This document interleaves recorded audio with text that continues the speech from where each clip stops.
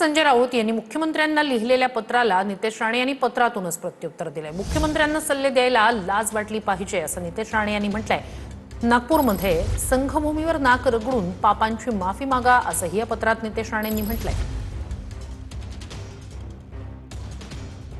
राऊतजी फडणवीसांना पत्र लिहिताना कहरच केला। श्रीराम सर्वांची रक्षा करतात, त्यांची सुरक्षा केव्हापासून करायला लागलात?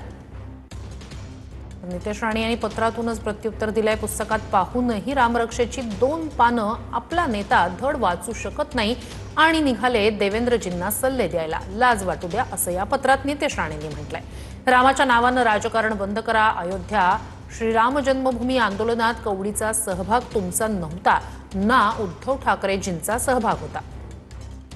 नागपूरमध्ये चाललेच आहात तर संघभूमीवर नाक रगडून केलेल्या पापांची माफी मागा असं नितेश राणे यांनी या पत्रात म्हटलंय।